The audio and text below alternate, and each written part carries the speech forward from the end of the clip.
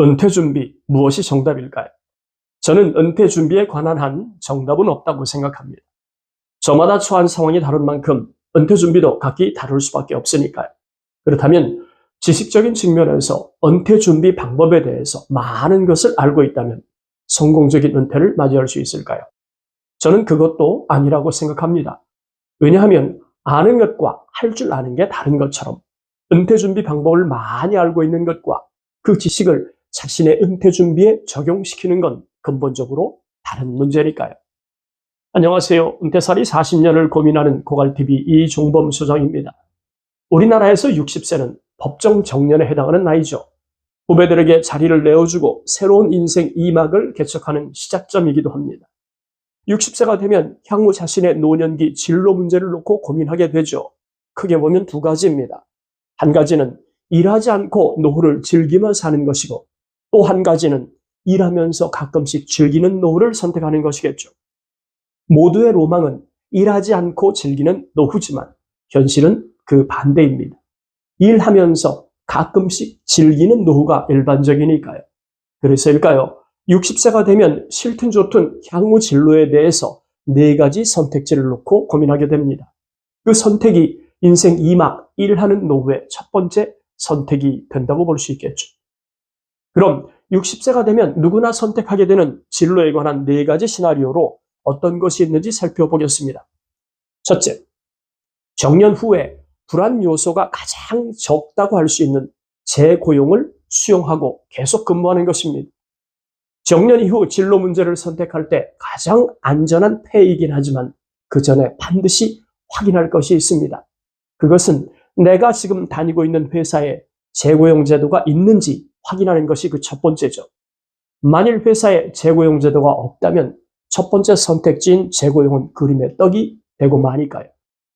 여러분도 잘 아시겠지만 재고용은 다른 선택 근무지에 비해서 매우 안정적이라고 볼 수 있습니다. 직장 내 업무 환경은 물론이고 인간관계까지 어느 것 하나 익숙하지 않은 게 없으니까요. 뿐만 아니라 그동안 쌓아왔던 직원들과 신뢰관계를 그대로 유지할 수 있기 때문에 관계적 위험 리스크도 상당 부분 해소된다고 볼 수 있습니다. 다만 한 가지, 업무 내용은 익숙하고 제대로 할 수 있는 일이지만 그에 비해서 임금은 상당 부분 축소되는 아픔이 있습니다.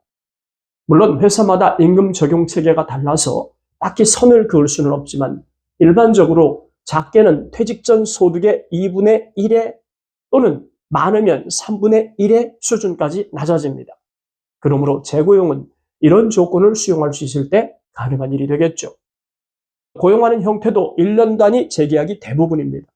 또 하나, 고용 연장 기간도 65세, 70세, 75세로 계속해서 이어지는 건 아니죠. 고령화에 관한 한 우리나라의 선행지표라고 할 수 있는 일본의 재고용 제도를 참조해 보겠습니다. 일본도 우리나라와 마찬가지로 아직은 60세가 법정 정년입니다.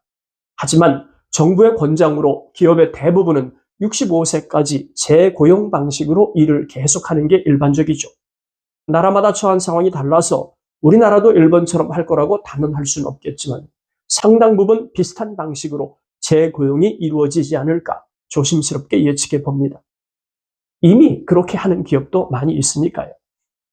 재고용과 관련해서 한 가지 더 생각할 것은 마음가짐, 즉 멘탈 관리입니다.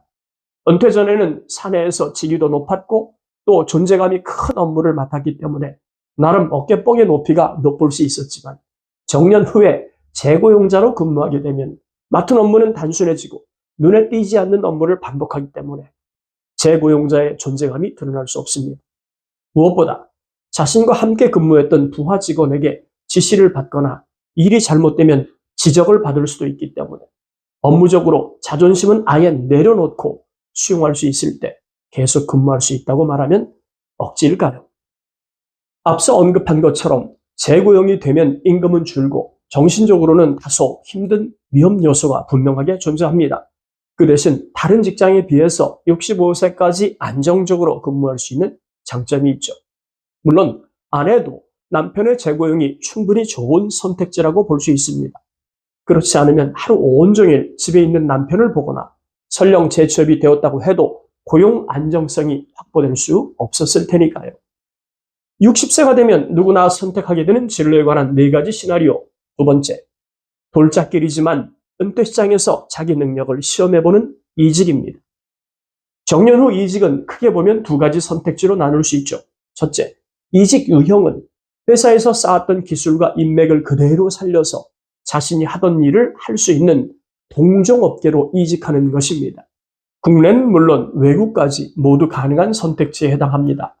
한국이 선진국인 만큼 크고 작은 국내외 기업에서 동종업계에 대한 여러 가지 자문력을 맡을 수도 있으니까요. 하지만 쉽지 않은 선택이기도 합니다. 상당한 기술과 경력이 없으면 어려운 일이니까요.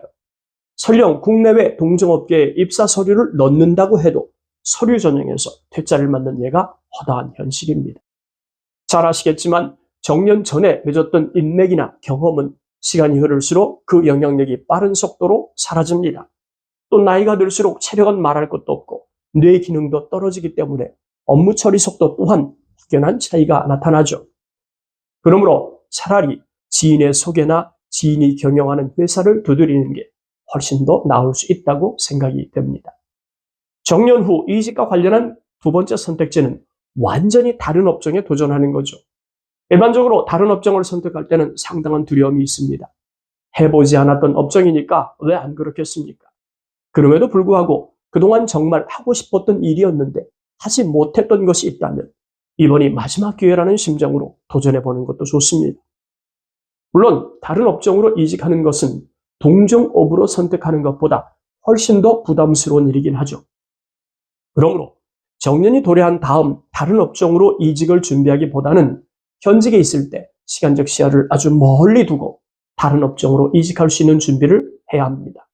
필요하다면 이직 업종에 맞는 자격증을 미리 따놓는 것도 좋은 방법이라고 할 수 있겠죠.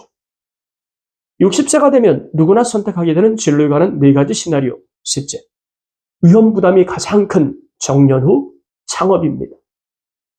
창업은 은퇴자들이 많이 선택하는 방법이기도 하죠.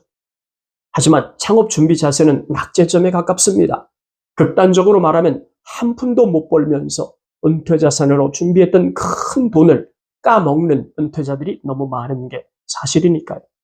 그러므로 정년 후에 창업을 염두에 두고 있다면 절대 잊지 말아야 할 것이 있습니다. 그것은 어떤 유형의 창업이든 매출과 상관없이 존재하는 것만으로도 적지 않은 고정비용이 발생한다는 점이겠죠. 가령 점포형 창업이라면 직원 급여, 반제품 또는 완제품 재고, 월세, 공과금, 그리고 세금 등이 대표적 비용 아니겠습니까? 창업은 규모와 상관없이 사장이라고 하는 직함이 부여가 됩니다. 하지만 상응하는 책임도 매우 크다는 점을 간과하지 말아야 하죠. 그러므로 창업을 고민하고 있다면 앞에서 말씀드린 것처럼 냉철한 판단이 요구됩니다. 그것은 반드시 큰 돈이 들어가는 규모 있는 창업이 능사가 아니라는 점이겠죠. 있어 보이는 창업은 절대 금물입니다. 요즘은 1인 기업도 많은 만큼 반드시 널찍한 사무실이 있어야 하는 것도 아닌 만큼 실속형 창업을 고려하는 게 좋을 듯합니다. 다시 한번 강조하지만 자본의 정도와 자신의 능력을 냉철하게 판단해서 창업하길 주문드리고 싶습니다. 괜히 기분에 좌우되거나 주변 사람들의 말만 듣고 창업을 한다면 자칫하면 망하는 곳으로 직행하는 고속열차에 올라탈 수 있으니까요. 60세가 되면 누구나 선택하게 되는 진로에 관한 4가지 시나리오. 마지막 넷째, 정년이 오기 전에 회사에서 나오는 조기 퇴직입니다. 조기 퇴직을 염두에 두고 있다면 크게 2가지 조건을 따져보길 제안드립니다. 첫째, 많든 적든 현역 때 차곡차곡 쌓아놓았던 자산으로 자신이 원하는 삶을 어느 정도 이어갈 수 있는지 분석한 그 다음에 결정해야 합니다. 둘째, 준비한 자산과 상관없이 일하지 않아도 희망하는 노후 생활이 언제까지 가능할지 따져보는 것이죠. 그렇지 않다면 조기 퇴직이 후회로 다가올 수 있는 만큼 퇴직 후 삶에 대한 철저한 시뮬레이션이 우선되어야 한다는 점을 간과하지 맙시다. 하지만 조기 퇴직이 모두에게 좋은 선택지는 아닙니다. 평소에 워커홀릭 소리를 듣고 있었다면 조기 퇴직은 오히려 복이 될 수 있으니까요. 노는 방법을 모르면 노는 시간이 버겁게 다가오죠. 그러므로 조기 퇴직을 염두에 두고 있다면 퇴직 후에 노는 방법을 반드시 만들어야 합니다. 극단적으로 보면 나 혼자서도 잘 놀 수 있어야 하죠. 그렇지 않으면 하는 일도 없이 시간만 축내는 시간 부자로 살아야 하니까요. 돈이 많고 적음을 떠나서 나만의 노는 방법을 만들지 못하면 퇴직하면 남는 시간이 주는 고통을 겪을 수밖에 없습니다. 그러므로 조기 퇴직은 단순하게 일하지 않는 은퇴로 만들면 위험합니다. 자칫하면 시간의 독이 조기 퇴직자의 몸과 마음을 녹슬게 할 수 있으니까요.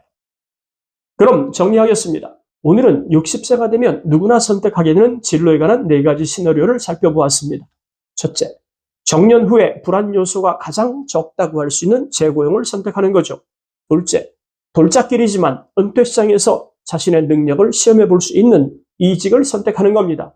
셋째, 위험 부담이 가장 큰 정년 후 창업을 선택하는 거죠. 마지막 넷째, 정년 전에 회사를 나오는 조기 퇴직입니다. 코갈TV 시청자 여러분, 지금까지 말씀드린 정년 이후 진로에 관한 4가지 선택지 중에서 나 자신에게 맞는 선택지가 무엇인지 고민해보면 좋을 듯합니다. 오늘 영상 여기까지입니다. 감사합니다.